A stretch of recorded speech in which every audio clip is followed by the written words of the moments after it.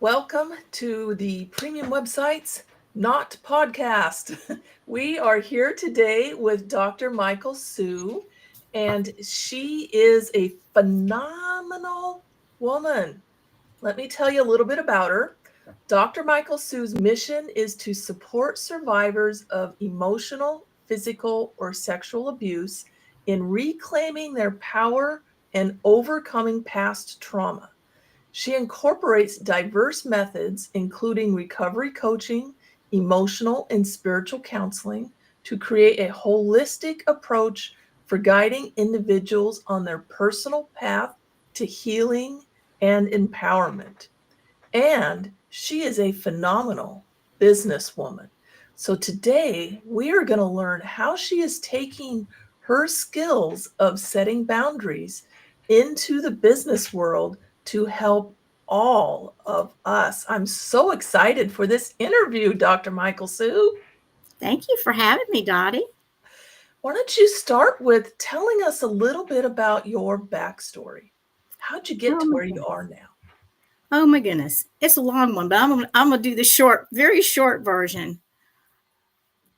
I was married to a very abusive alcoholic and ended up in Al-Anon, which is a recovery program. And I had to learn about boundaries. I had no idea. I came from we all come from dysfunctional families. Most of us, 70 to 80% of us come from dysfunctional families. But I never learned how to set boundaries. And they taught me how to set boundaries. And so over 30 years later, I'm pretty good at this. I ended up in school. I had hurt my wrist doing retail merchandising and ended up in school, finishing my bachelor's degree and then dual master's degrees and my dissertation from my doctorate, my PhD. And I worked with Lenore Walker, who is a phenomenal woman, more phenomenal than me, actually. And Lenore coined the term battered woman, and she came up with the criteria for battered woman syndrome. And I was fortunate enough to work with her, be a co researcher with her in Nova Southeastern University research for women in jail. And she wrote the book, um, Battered Woman Syndrome. And so I worked with her. She was my chair for my thesis to get into my doctoral program. And then she began as my chair for my dissertation for my doctoral program. She retired before I could finish, but I told her not to do that, but she did it anyway. I don't know why she didn't listen to me. But anyway, I finished that and I had to learn how to set boundaries. Writing that dissertation, I was getting calls from people, and especially my mom. She called often, and I finally had to say lovingly, if it's not an emergency, please don't call me. I can't do this. I am busy. I'm sitting in this chair 14 to 18, 22 hours a day trying to get this dissertation done, and I can't be distracted. The hardest thing I have ever had to do, but I did it and it worked. And I do that. I do that often in business. I have to set boundaries. I have clients. I'm a mental health and spiritual counselor and a recovery coach, and I have clients that don't always want to adhere to the boundaries, and I have to set them. Sometimes I have to set them with myself because I want to give, and I have to follow time restraints. So I can't continuously give too much of my time. I have to limit it. We'll have another session next week, or we can have another session tomorrow, but I've got to limit it today. So I have to follow that, and I have to keep my calendar, which is really tough, but I keep everything in it. All my personal things, business things, classes, whatever's going on, time to sit down and read a book in the evening. I have a little thing that dings at 9 o'clock that it's time to sit down and read a book, and at 10 o'clock it says bedtime. I don't always follow it, but I attempt to do that. So, but I have to follow these boundaries and I teach them. So, Well, I'm excited to learn how what you've learned about boundaries over the history of your entire life, it sounds like, how we apply that to business. So let's start with something that everybody is always complaining about, and that is time management. Calendars. You have to keep a calendar. Absolutely. Keep that calendar. Set everything into the calendar. No matter if it's a 5-minute break in between whatever you're doing during the day for work. Set a time to start and set a time to stop. A lot of people work 9 to 5. Don't start at 8 o'clock if you're supposed to start at 9, unless it's absolutely pertinent. But keep those time schedules. They're really important. And when you're doing these things, you're showing other people how to treat you. If you're respecting your boundaries, if you're respecting your time, other people tend to respect it. Now, there are some that don't, but most of them do. So it's showing self-respect for yourself. And you've got to prioritize things. I have to keep lists, and I'm old school.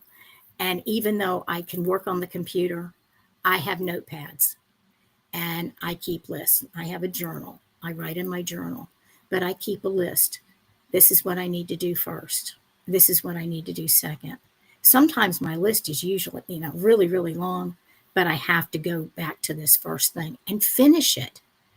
I have a hard time with completion sometimes, but I have to go back in and finish this and make sure that it's completely done before I move on to the second one.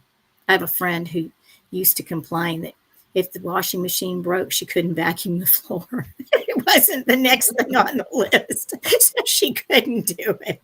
So, yeah, you gotta set those time limits.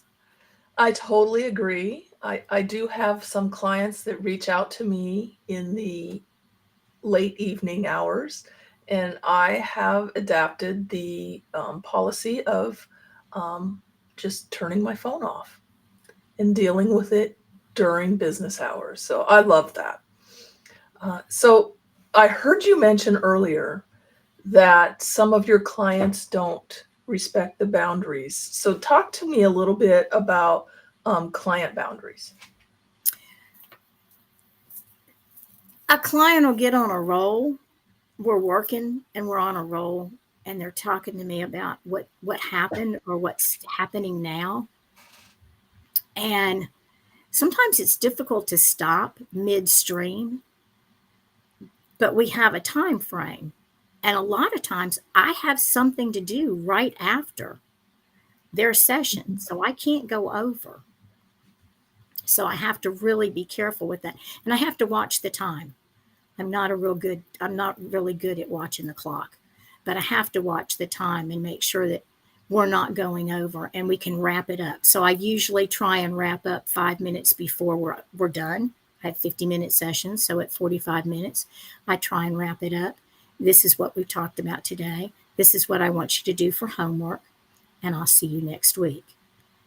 Doesn't Do always you work. have a little dinger or something that reminds No. you? Or And as I was saying that, I thought maybe I should get something like that, but I don't. I do have a big clock that's right here on the wall.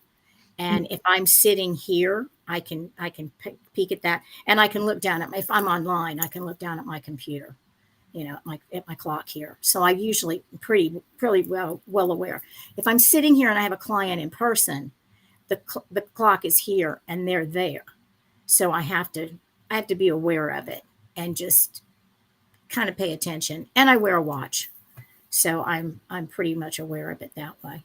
But sometimes it's necessary to go over if I don't have something else or they're in crisis, and I will.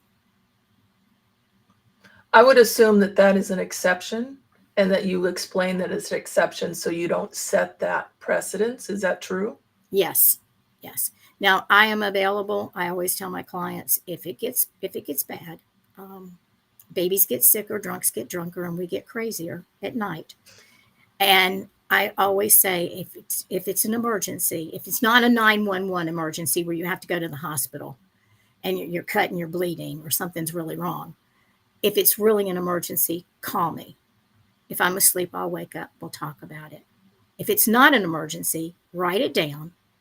Send me a text in the morning. We'll talk about it at some point. But Perfect. if it's truly an emergency, and sometimes it is, I deal with battered women. So and sometimes it's the emotional. I work with women who are emotionally, physically, or sexually abused, and a lot of times he didn't hit me, so it's not abuse, but it is. He called you stupid. He did some other things. He threw a glass and he broke it. That's abuse. So there are times when they need me for that. Now, speaking about business, because we were talking about how boundaries can increase the revenue in your business, I want you to speak a little bit to financial boundaries because I know that some businesses fail because they can't seem to figure out the income versus expenses and how to draw lines and say no. So, what do you have to say about that? Yeah, it's a matter of setting your policies. Do you have price points? Do you stick to the price points? Um, I used to tell people I was in the tire business with my ex-husband years ago, and they would come in and they wanted to dicker price, and I'd say, "Excuse me, this is like Kmart when Kmart was still around. This is like Kmart. They don't dicker with prices. I don't either. This is my price. This is what I'm charging. You don't have a blue light special? I don't have a blue light special. No, I'd never had a blue light going on. So no, we're not doing that. That's funny, Dottie. You just told how old you are. I know. We remember these things, but you've got to go ahead and set these boundaries as far as your prices and what you'll do and what you won't do. Limit the distractions. Is everybody doing what they're supposed to do? Is everybody functioning in their position? Do they know what they're supposed to be doing? Do you have guidelines around those? Those are really important, that everybody knows this is my responsibility, and they do that responsibility. They take care of what they need to take care of, and they don't pawn it off onto someone else. That gets really bad. And just knowing where you are, keeping your budget, keeping your books in order so that you know where you are. Do you have an easy tool that lets you easily see where you are? No. Well, I can say that I do. So I will I have share. to be honest, I'm working on that and in getting it into place. I do have it for my personal Yeah. budget, but I'm working on it, and actually you're gonna help me figure that out, Dottie, when we get I into this go high am. level stuff and I learn how to use this platform and I can figure out how to do invoices and keep the books that way instead of all this paper stuff. Yep. I use QuickBooks, but I think anything would work. Any sort of a software where you're putting in your receipts, your expenses, and you're putting in your income. And so when I open up, I have a dashboard set up, and I think most of them you can kind of customize the dashboards, and you can see and I have mine set for this year. So I can see for this year how much I've spent and how much I've brought in. And it shows me my percentages of revenue I'm making, profit, whatever you want to call it. That way you can see if you're on track. And for me, it makes it easier when someone calls me with this super cool marketing opportunity. I know instantly if I am good to partake in that, or if that's going to just set me further back in the hole and maybe I want to do it later. Yes. So it works for me for making decisions on what I should and should not be spending my money on. Yes. I keep a lot of my stuff on the computer, but I also have paper books that where I keep things. and I can tell exactly what I've got and what I don't have. Um, and I know I had an opportunity come up the other day. It's a really good deal. It's a really good course that I probably should take. My time constraints. It's 10 hours a week. I don't have 10 hours a week right now. I just finished the dissertation for the doctorate in April. This is all starting over again because I didn't work for several years while I was finishing up the dissertation. So I'm rebranding and restarting and redoing. And I have to remember there are certain things that I have to get done, and I don't have time for one more class. And I've taken, I don't know how many classes. So I don't have time for one more at this time. Yes. And that brings up a good point is when we think about our finances as solopreneurs, it's more than just money. It's also our time. Our time is of value. And if we run out of time to fulfill client obligations, then we're not getting paid. Right. So, it's more than just looking at your bottom line and seeing if you're profitable, but it's also planning out the ability to have the time to serve the clients that you're bringing on. And Yes. if you're looking at maybe spending money on a marketing program, I'm assuming the class that you were going to take has something to do with business growth or marketing or something along those lines. Mm-hmm.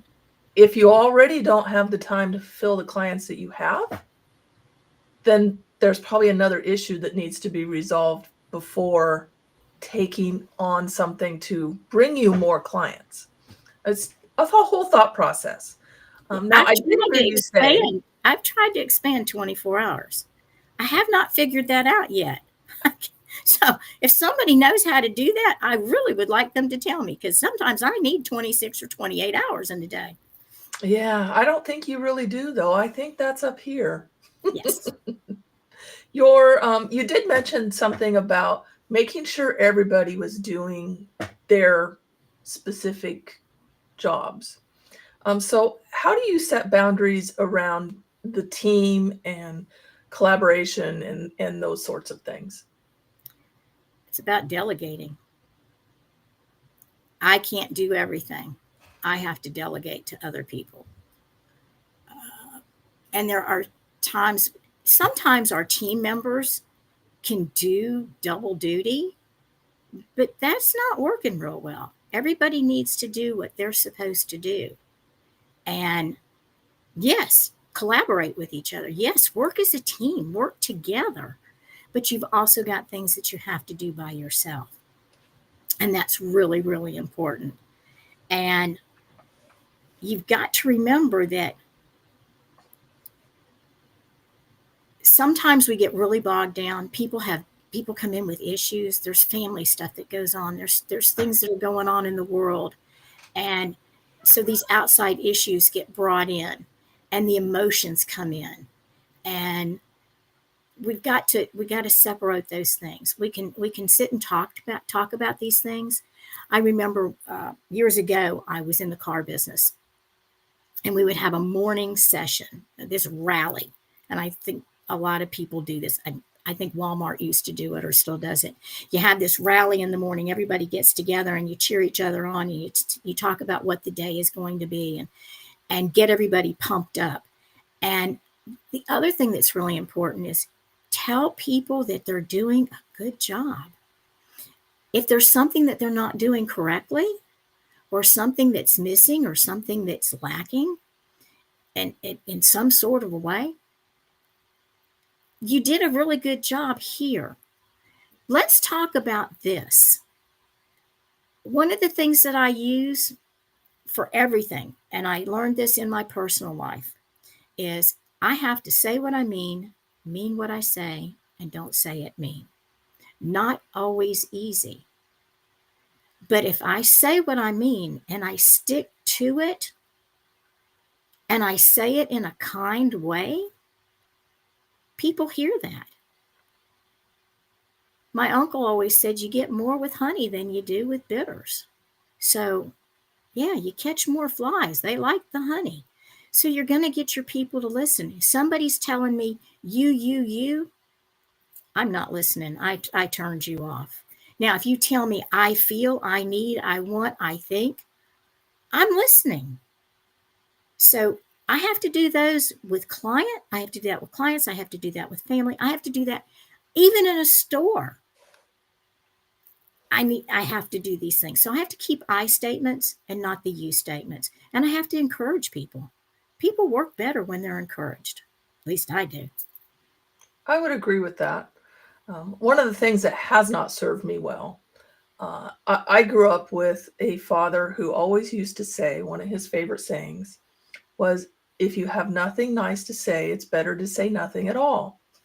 And so I find that I have a tendency, when I have nothing nice to say to somebody that's, working with me, that I say nothing and I just do it instead for them, instead of giving them the ability to fix whatever it was so that they learn and grow. So I like your mean saying much better. That takes me to someplace, another one of my practical tools.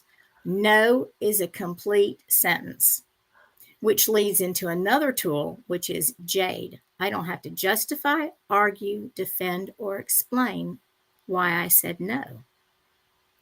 So if I can't do something, I just have to say, that's all I have to say is, no, I can't do that. No, I don't want to do that. No, I'm not capable of doing that. And allowing somebody else to have the responsibility. If you come to me and you want me to do your work, I need to allow you to have the responsibility to do it. You know how to do this. Now, if you need my help, I'll help you. But you need to do what you're supposed to do. It's your responsibility. And I have to give people the dignity and respect them so that they have self-respect and self-esteem. Perfect. How do you deal with digital boundaries? I know you're not necessarily a tech kind of person. No. I muddle through and I'm okay with it, but there's a lot I don't know about it. I do have a watch and I can put it on silent. It takes phone calls and I can put it on silent. My phone, I put it on silent. I actually still have a home phone and it's on, the ringer is turned off so that nobody calls. This little thing has voicemail. Yes, It's it there for does. a reason. Let it go to voicemail. Let somebody send you a text. You can read the text. If it's not urgent, let it go. You'll get back to it. You'll deal with it later. So that's how I deal with the digital stuff. And if I don't know something, like you and I were talking before we started, there are some things that I don't know. And it's called Go Ask Dottie. And I'm gonna ask Dottie to do this, and Dottie and I are gonna work together. And yeah, so those are the things that I do. I'm not capable of doing everything. It's just like if somebody comes to me with an issue. I work with PTSD and trauma and boundaries.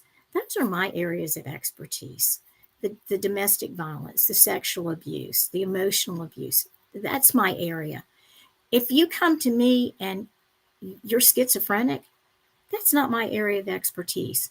I'm going to send you to a therapist that's their area of expertise.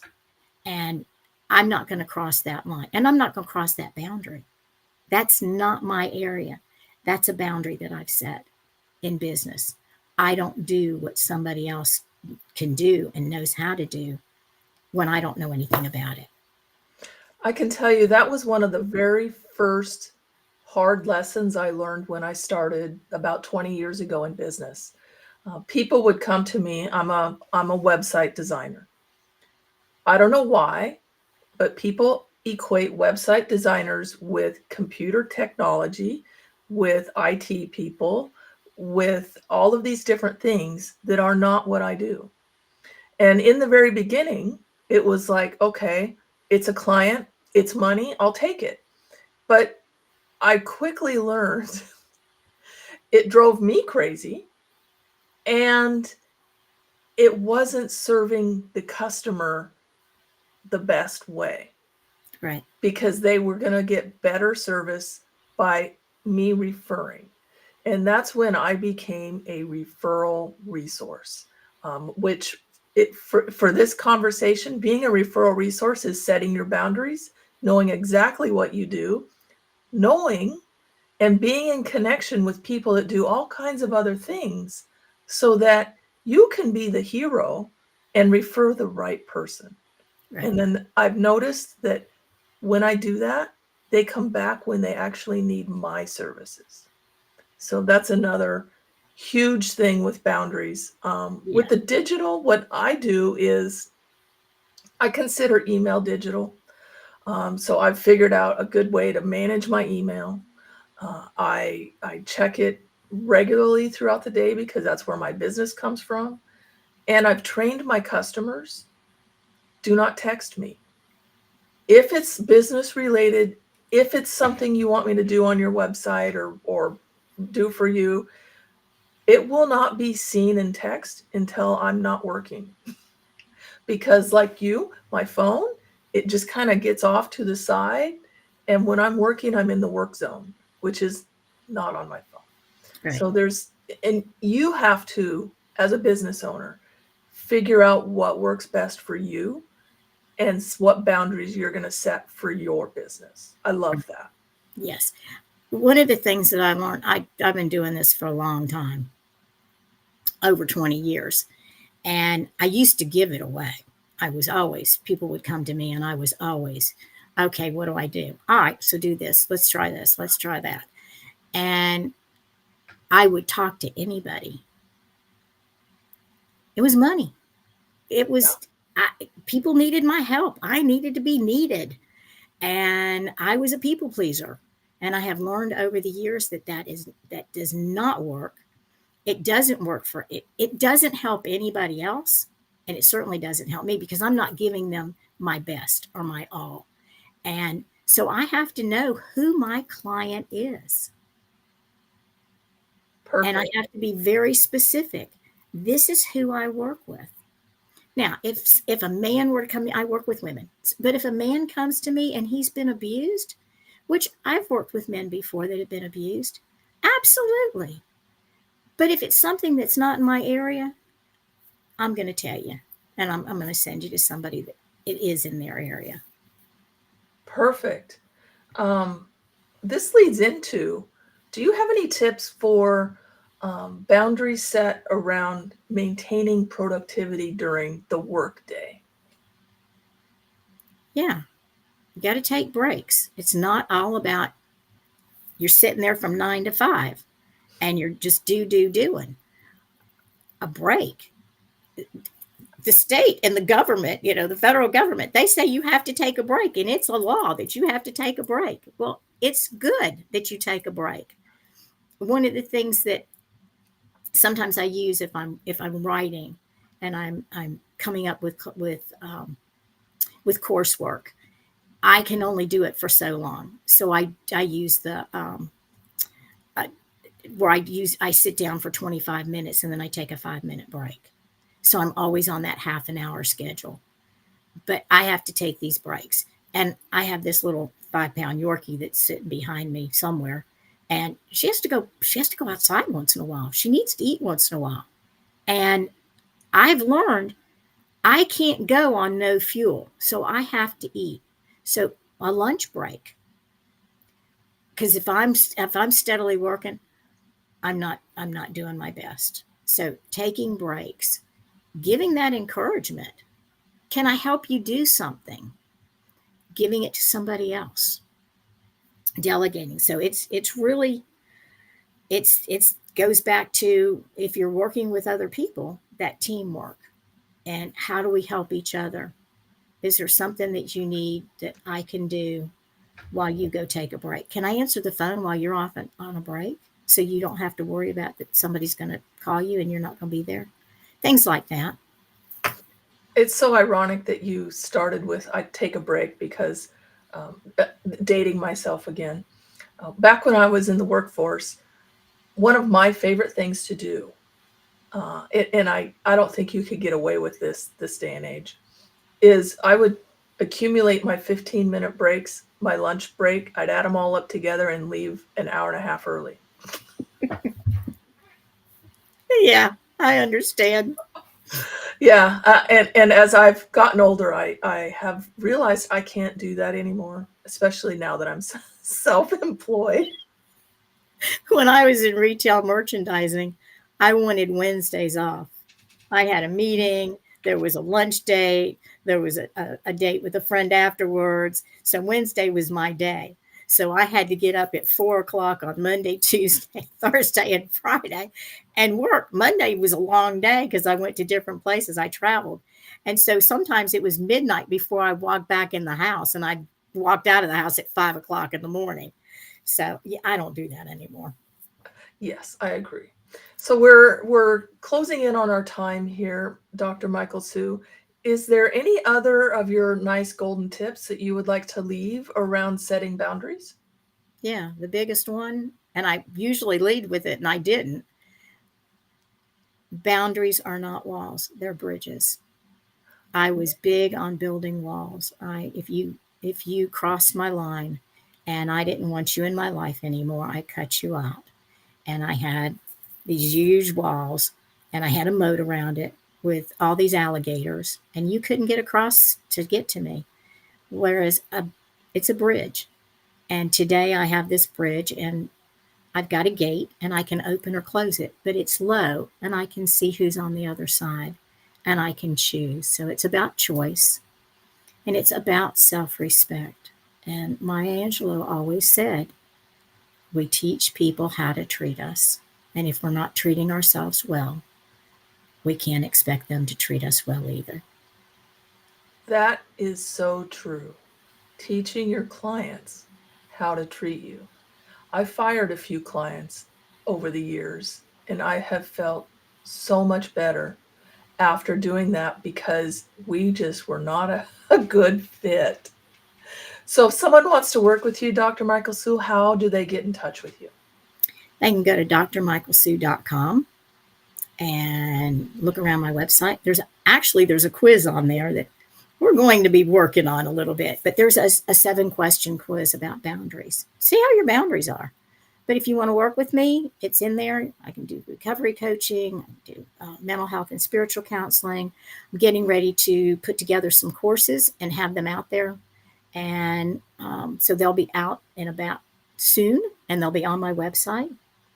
So some courses, some group work, so one-on-one work. Perfect. drmichaelsue.com is where you can find me. Well, it's been a pleasure chatting with you today, Dr. Michael Sue, and I will see everybody else around the internet. Have an awesome day. Thank you for having me.